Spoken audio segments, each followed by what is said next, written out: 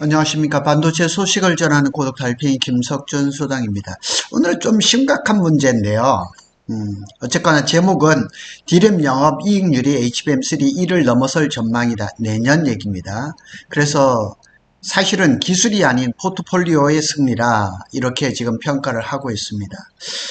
여기서 한 가지 좀 심각한 그 멘트를 좀 보고 가야 되겠는데요. 전 삼성전자 반도체 연구원입니다. 그분이 최근에 어떤 유튜브에 나와서 이렇게 말씀하셨습니다. 문제는 해결된 게 없는데 뭔가 좋아진 것 같아. 이런 말을 했습니다. 좀 약간 충격적으로 좀 들렸습니다. 저는 굉장히 심각하게 봤거든요.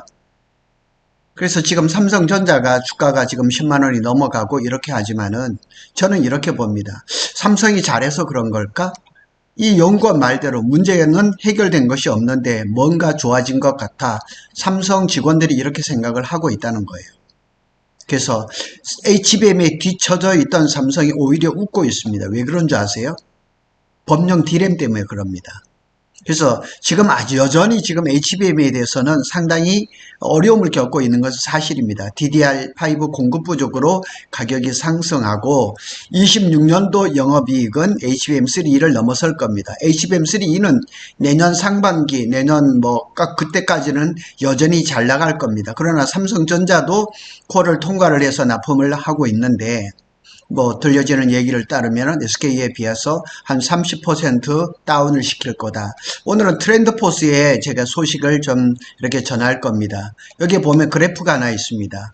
그래프 전에 이렇게 드릴 말씀은 관세 및 정책 변화로 인해서 초기 수요는 다소 주춤했지만 클라우드 확장과 AI 투자로 메모리 수요와 가격이 상승하면서 D램 공급이 감소했다. DDR5의 상승세가 확고해지면서 수익성이 HBM3를 넘어설 것으로 예상을 한다. 이렇게 나와 있습니다. 제가 트렌드포스의 홈페이지에 들어가서 이 그래프를 하나 가져왔습니다. 이렇게 보시면 이게 HBM3 12단입니다. 요거죠. 그리고 요게 이제 DDR5입니다. 그러니까 지금 이 간격이 굉장히 넓었었습니다. 굉장히 요게 25년 2분기입니다. 근데 이때부터 이제 D램이 가격이 상승하기 시작했거든요. 그러면서 이 격차가 점점 줄어들어서 26년 4분기에는 격차가 이렇게 아주 사상 최대로 줄어드는 거죠. 마진이 상당히. 그러니까 HBM3E는 이렇게 떨어지고 DDR5는 이렇게 올라가는 거죠. 그래서 이 영업이익 격차가 줄어든다는 얘기죠. 이것이 왜 그렇게 됐느냐. 공급 부족이에요. DDR5 공급 부족. 왜 공급 부족이 나타났냐. 이 메모리 업체들이 HBM 쪽에 쏠림 현상이 심했기 때문인 거죠. 그래서 이 그래프를 제가 설명한 겁니다. 위에서 그걸 보시면 되고, 트렌드포스의 이제 분석을 보면 DDR5의 수요는 급증하지만 공급이 따라가지 못합니다. 제가 지난 일요일 날고 또 화요일 날도 방송을 하면서 삼성전자가 평택 캠퍼스에 P5를 이제 착공을 시작을 했습니다. 월요일 11월 10일부터 이제 소규모 인력이 들어가면서 준비를 합니다. 근데 아이러니한 거예요. 왜 아이러니하냐면 DDR5가 수요는 급증하지만 공급이 따라가지 못하는데 왜 삼성전자는 멀쩡하게 다 이렇게 부지를 확보해 놓은 그런 반도체 공장을 증설을 머뭇거리고 있는지 알 수가 없는 거예요. 돈이 없어요? 지금 현금성 자산이 100조나 있잖아요. 삼성이 그 100조를 어디에다 쌓아놓고 그냥 이자 장사를 하는 것도 아니잖아요. 그런데 이제 CPU가 전환이 되면서 DDR5도 지금 탑재 비중이 빠르게 늘어나고 있는데 왜 캐파를 증설하지 않을까? 그리고 DDR4도 지금 가격이 비싸지만 DDR5로 전환율이 급상승을 하고 있습니다. 그러니까 DDR5 수요는 점점점 확대가 될 거죠. 결과적으로 이제 DDR5 가격이 원만하게 상승하다가 25년 하반기부터는 가파르게 오름세로 전환될 것이라는 얘기가 많습니다. 그러면 D램을 잘하는 삼성전자가 캐파를 늘려야 되잖아요. 지금 평택 캠퍼스의 P4도 절반이 지금 안 돼 있거든요. 지금 깡통 상태예요. 지금 페이지 4는 시작을 했지만 페이지 2도 아직까지 내년 뭐 2월 3월 얘기가 나오는데 조금 더 땡겼으면 어떻게나 하는 그런 생각이 많이 듭니다. HBM3E는 가격이 하락하죠. HBM4가 등장하죠. 그러니까 당연히 HBM3E는 영업이익률이 떨어질 수밖에 없는 거죠. DDR5는 올라가는 거. 그래서 한마디로 얘기하면 HBM3E는 공급 확대하고 세대 교체가 맞물려 있는 거예요. 그러나 이제 HBM4는 제가 방송을 했던 것처럼 SK 하이닉스는 내년 공급 계약을 했어요. 그것도 HBM3E에 비해서 50% 비싼, 그냥 이 손톱보다 더 작은 사이즈의 HBM4 가격이 $560로 계약을 했다고 제가 방송을 했잖아요. 그래서 HBM4의 기가바이트당 단가는 DDR5의 10에서 12배 수준으로 유지될 겁니다. 그러니까 기술력이 받쳐준다 그러면 HBM3E에 머무는 것이 아니라 HBM4로 빨리 넘어가야 되는데 삼성은 최근에 뭐 샘플이 공급이 된 일이 많으니 이 정도 수준이에요. 아직까지 HBM4에 대해서 계약이라든가 콜 통과라든가 이런 것은 없습니다. 그래서 이 구조가 울모겨자먹기로 HBM3E보다는 DDR5가 더 좋다는 얘기죠. 그래서 이 대만의 트렌드 포스가 이 부분을 주목을 한 겁니다. 그래서 DDR5 가격 상승 폭이 HBM3E보다 하락폭보다 더 커져버린 거죠. 그러니까 갭이 점점 줄어들 겁니다. 그래서 이런 것들을 제가 표로 만들어 놨습니다. 그래서 26년 DDR5 마진 반등의 가장 큰 수혜자는 삼성전자입니다. 아이러니해요. 왜냐하면 이 그냥 하이테크 기업인데 삼성전자가 그러면 지금 하이테크 산업을 주도하고 있는 HBM이나 이런 데서 더 높은 수익이 나야 되는데 이 DDR5 같은 거 이 범용이잖아요. 다 할 수 있는 이런 데서 수익이 수혜자라고 하니까 조금 그래요. 그래서 한 문장 결론을 보면 26년 HBM4는 프리미엄 메모리로서 고단가를 유지하지만 범용 DDR5는 공급 부족에 따른 가격 급등으로 해서 이익률이 HBM3를 넘어서는 반전 포인트가 될 겁니다. 그래서 양극화죠.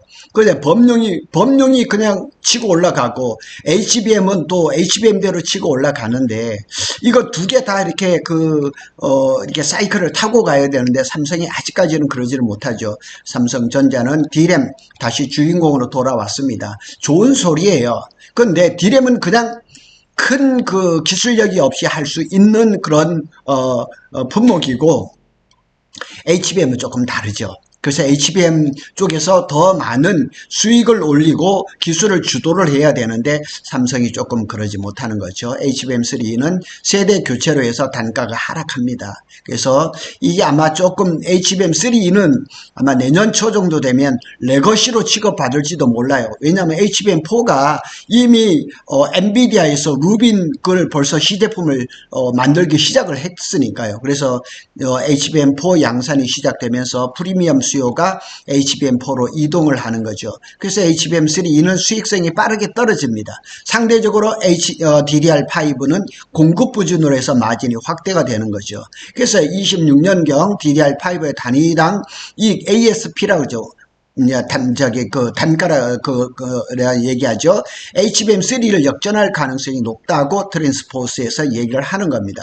그래서 HBM이 시장에 주목을 받고 있지만은 실질적인 현금 창출력은 DDR5가 되살아난다는 얘기예요. 그래서 AI 시대에 진짜 캐시카우는 HBM이 아니라 DDR5가 될 가능성이 높다는 거예요. 삼성 얘기를 하는 거예요. 그러니까 삼성이 더 가격이 좋고 영업이익률이 좋고 마진도 좋은 HBM에서 수익이 나야 되는데 HBM이 아니라 DDR5가 캐시카우가 될 가능성이 높다는 얘기죠. 그래서 얘기를 하기를 기술이 아닌 포트폴리오의 승리라는 거예요. 그러니까 삼성전자의 바구니 안에는 HBM이 주력 상품이 아니라는 얘기예요. 여전히 범용 D램이라는 거죠. 이게 역설입니다. 역설적인 상황이 된 거예요. HBM에서 뒤처진 삼성전자가 오히려 D램 공급 부족 국면에서 가장 큰 수혜를 받는다는 얘기예요.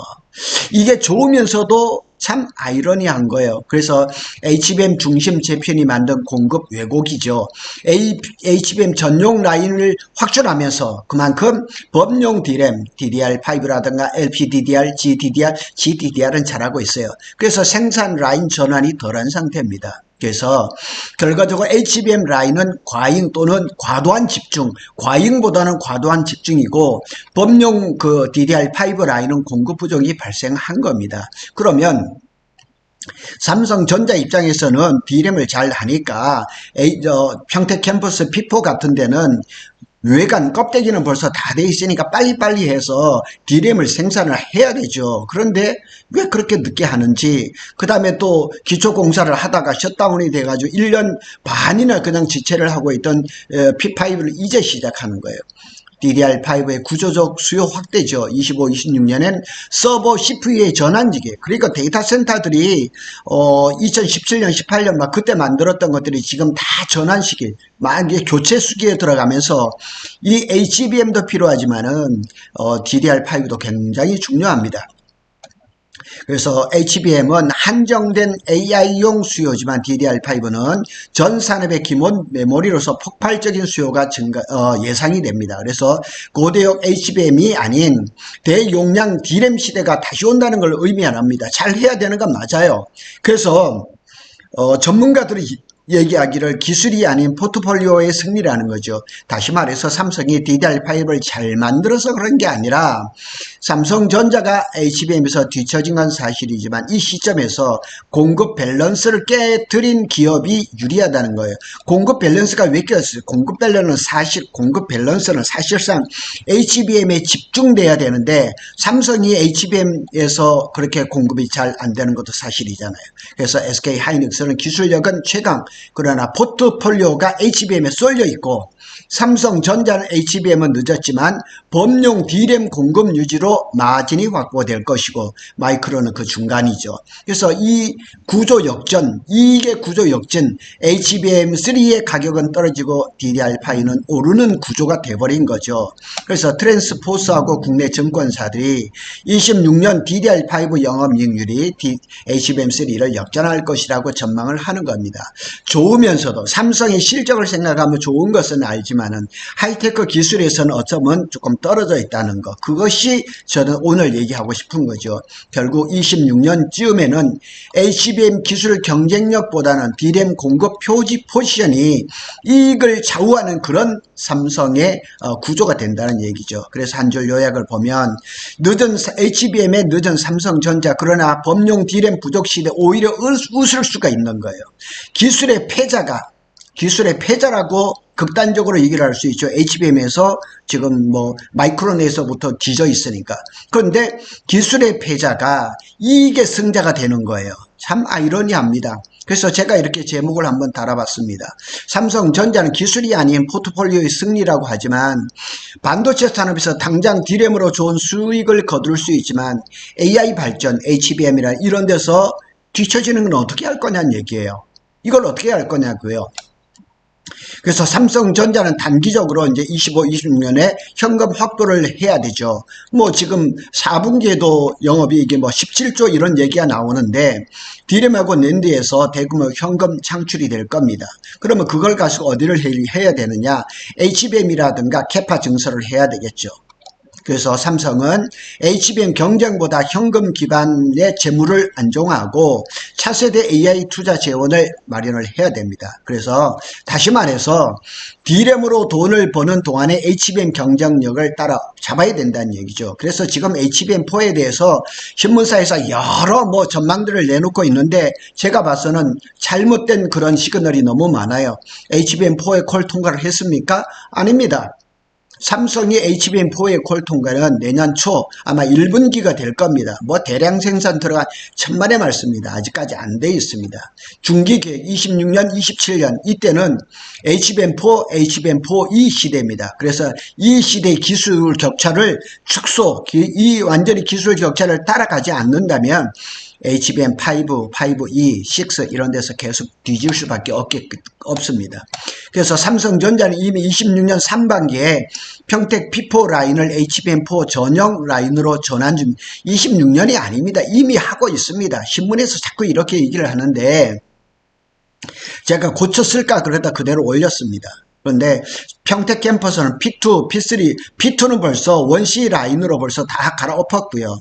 P3도 지금 라인을 지금 재정비하면서 장비를 들여오고 있고, P4 라인에는 페이지 1은 지금 벌써 가동을 하고 있고, P3 페이지 3도 지금 원C D램으로 해서 지금 장비를 들어오고 있고, 그 다음에 페이지 4도 지금 내부 마감 공사를 하고 있습니다. 그리고 뭐 TSV라든가 TC본드라든가, TC본드에 대해서는 참 할 말이 많습니다. 한미반도체 협력을 많은 사람들이 원하는데 삼성이 왜 안 하는지는 참 그렇습니다. 그래서 HBM3E에서 뒤쳐졌지만 HBM4부터는 코어스라든가 GAA라든가 뭐 이런 것들을 좀 협업을 할 필요가 있는 거죠. 장기적으로 이제 27년, 30년 이때는 HBM5 시대입니다. 그래서 AI 전용 메모리 생태계가 재편이 됩니다. 그래서 이 삼성은 단순히 HBM 경쟁력 회복, 이때 27년, 30년을 얘기를 하는 거예요. 경쟁력 회복이란 말을 저때도 쓰면 안 되죠. AI SOP. 그래서 이걸 완전히 시스템 온 패키지. 그래서 지금 삼성이 잘할 수 있는 유일한 그 수직 계열화 이런 것들을 잘 해야 되는 거죠. 통합 AI 메모리 스택 뭐 이런 것들. 제가 여러 가지 주제를 가지고 좀 길게 얘기를 했는데 사실 이 글을 쓰면서도 많이 속상했어요. 왜냐하면 삼성이 메모리 D램은 원래 뭐 메모리 반도체의 최 강자고 물량 깡패니까 잘할 수밖에 없는데 HBM이 좀 더 속도를 내줘서 HBM 전문 기업으로 이렇게 좀 발돋움이 돼야 되는데, 그래서 삼성이 AI용 풀스택 메모리 인프라 기업으로 차별화를 해야 되는 그런 당면 과제인 거죠. 어쨌거나 하여튼 D램으로 해서 일단 수익을 올리고 거기에 이제 현금 창출력을 가지고 AI 반도체 특히 HBM의 기술력을 끌어올려야 된다는 거죠. 한 줄 결론을 맺어보겠습니다. 삼성전자는 HBM 기술력으로 뒤처졌지만 범용 D램 수익성과 파운드리 패키징 통합 역량 수직 계열화를 얘기를 하는 겁니다. 그래서 AI 생태계의 메모리 인프라 허브를 전환하려는 노력을 하고 있습니다.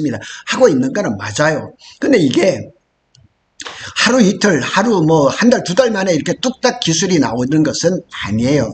그래서 단기 수익은 D램에서 중장기적으로는 여기서 제가 글을 쓴 것처럼 HBM, 패키징, AI 메모리 통합 전략, 뭐 패키징이나 뭐 이런 것들 전체적으로 아우르는 그러니까 AI용 풀스택 메모리 인프라 기업으로 거듭나기를 바라는 거예요. 제가 쓴소리를 좀 많이 합니다. 그래서 쓴소리 한다고 칭찬도 많이 받습니다. 고독 달팽이는 삼성전자와 SK 하이닉스의 반도체 소식을 빠르게 전해드리고 있습니다. 감사합니다.